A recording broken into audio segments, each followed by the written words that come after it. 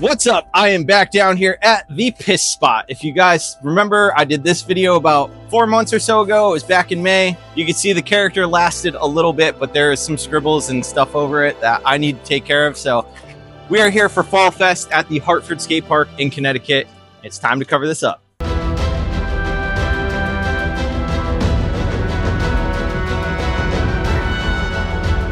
It always sucks to see that there's some tags and scribbles over your work, but, you know, I can't expect this piece to last forever, so I'm glad that it, lasted the last 4 months.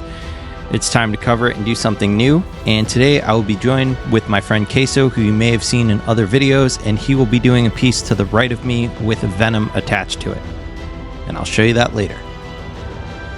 All right, the wall is all prepped. I've got this sketch that I want to put on the wall. I will walk you through my process on how I made this now.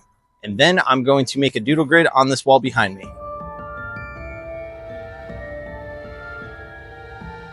So if you guys haven't guessed by now, I am drawing my version of Miles Morales. I drew this during one of my Twitch live drawing challenges. If you guys would like to join along, be sure to follow me on Twitch at Woke1. The word challenge that night was spray paint and spider. So of course I thought Miles Morales would be the perfect character to draw. This artwork was created digitally on my iPad Pro using a program called Procreate. When the artwork was complete, I thought it would be the perfect character to bring to the Fall Fest. I already had a picture of the door that I was going to be painting on, and I knew I had to make some alterations to the artwork, so I changed it up just a little bit. I also knew I'd be talking to a lot of artists and get kind of distracted, so I decided to simplify it and get rid of the background. I also traced over the artwork in a separate layer to make a clean line drawing. To make it easy on myself, I decided to just map out the alphabet across the wall. When I ran out of letters, I just started counting numbers. I also decided to use a tone that was just slightly darker and subtle so that it wouldn't be too distracting. I wasn't too worried about how much space I was taking up with these numbers and letters because in the end I was going to cover most of it with the pink background anyways. This was just a guide to help me. The next step was to take a picture of the wall with my phone. From there, I opened an app on my phone called Doodle Grid. Under Canvas, I selected the photo that I had just taken. Next, I had to pick my reference photo. I selected the line drawing that I had made. This program allows you to layer the photos together. The next step was to position the line drawing where I wanted it over the picture of the door. Once the image is positioned exactly where I want it, I can actually lower the opacity. This allows me to see the letters and numbers through the image of the line work that I layered on top, and then I can use it as a guide. Here's a screenshot of the reference I'll be using. Working off of this, I'll be able to zoom into certain sections and reference the letters or numbers as the background and lay the lines on top. For example, the 1, 2, and 3 that I mapped out help me see the jawline and where the cheek point is, as well as the mouth. So let's get this thing mapped out.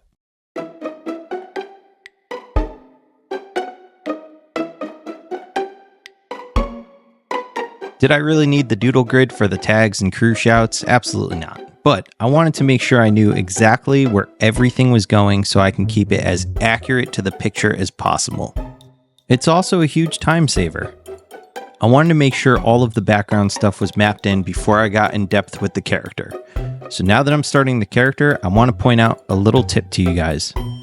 The tip is to make sure that when you're mapping out something, you use different colors for different sections. This way you won't get lost later and it'll make your job way easier. This may sound self-explanatory if you're used to doing large works like murals or anything similar to this, but if you're used to working on canvas or smaller surfaces, it's easy to get lost when you're doing a mural when you have so many lines going on, especially with the numbers and letters in the background and the graffiti portion, the character, there's a lot going on. So to help make everything easier for myself, I mapped the character out with a light blue. I used a grayish kind of periwinkle for my graffiti signature, and then I put the crew shoutouts in a bright yellow. Typically, I don't use a doodle grid. I used to just kind of freehand everything and map it out as I go. But I did use the Doodle Grid app on my last piece, and I gotta say it was super helpful, and I was happy with how accurately I was able to depict the character onto the wall. And I will show you a little comparison now with the reference photo on the left and my reproduction of it on the right. Let's get some background in this thing.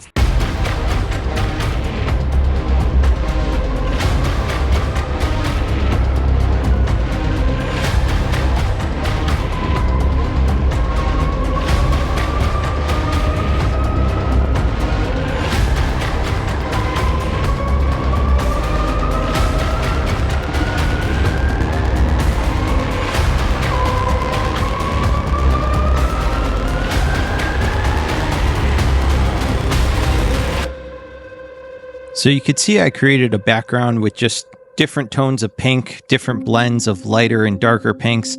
And now I'm going into the signature with a even darker tone of pink. I wanted to incorporate a little bit of graffiti in the background, but my goal was to make it subtle enough where it was readable, it was there, but didn't distract away from the character. Speaking of character, all I had to do was put these crew shoutouts up, and then I could start coloring it in.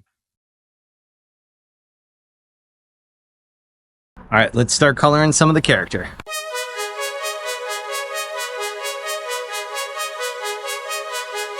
I know you guys were probably expecting the face, but this counts as character, right? He's holding the spray can. It's attached to the character, so starting with the spray can, trying to get some of that tedious stuff out of the way first before I get into the face.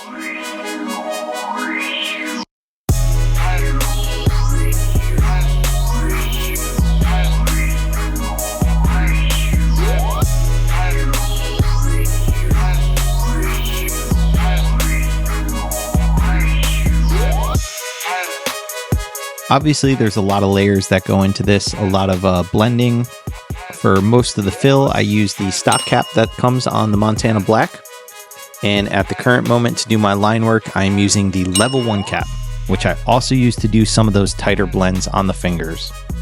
The last cap I like to use is my stencil cap to get all those fine details. You could see me outlining the fingernails now.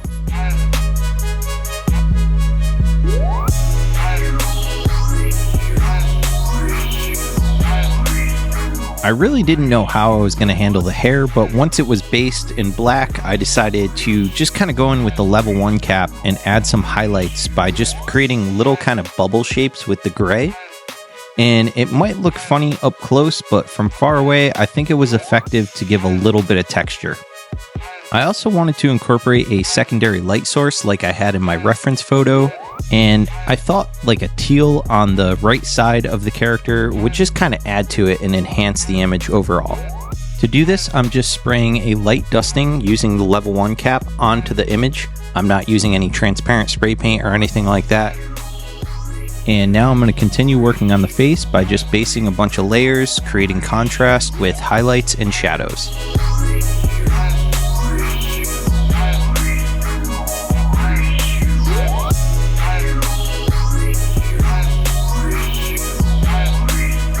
Okay, I lied.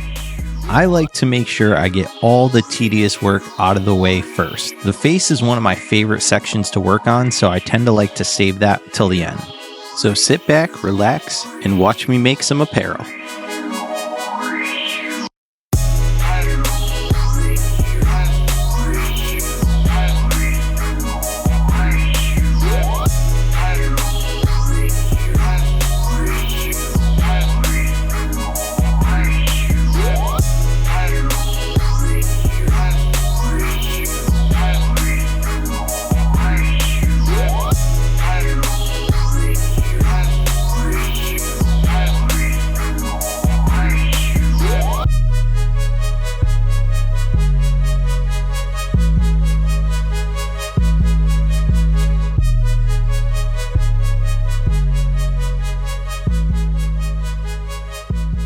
Since the apparel's almost done, it's time to talk to you guys about my apparel. That's right, if you want to support me more, you can head on over to woke1.com, where I've got plenty of shirts to check out. I've also got prints available.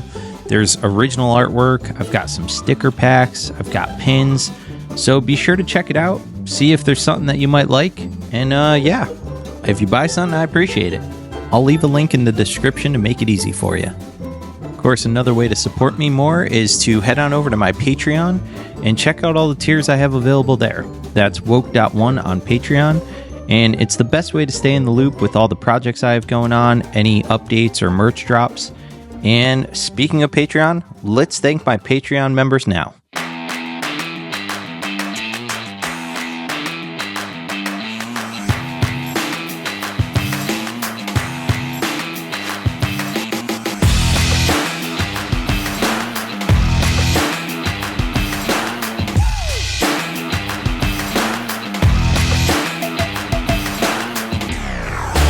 Alright, back into the face. As I said before, I'm just making sure that I add a bunch of highlights in some darker tones of shadows just to create some contrast and make this face pop.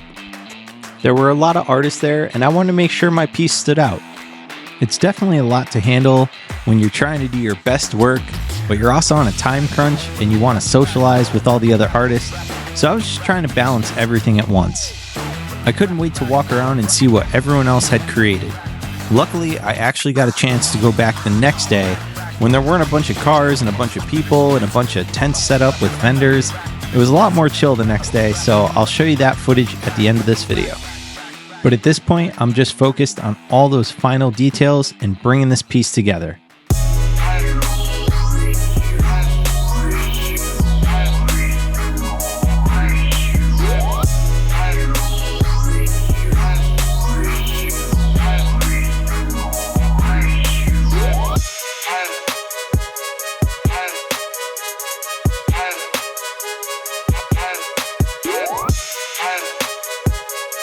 So close to the end, just moments away. Nothing can go wrong at this point, right? Right? So I'm looking at this character and I feel like the left eye is just a little bit too large in the iris section. So I'm going to redo it because there's no mistakes, just more content.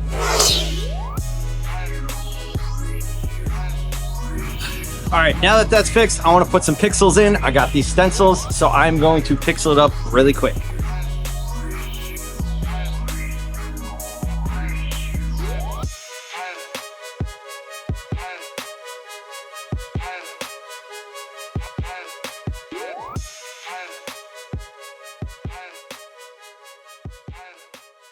All right, I'm all done. I really like how the pixels went. I'm going to show you guys the rest of the event before I show you the final product. So let's take a look around.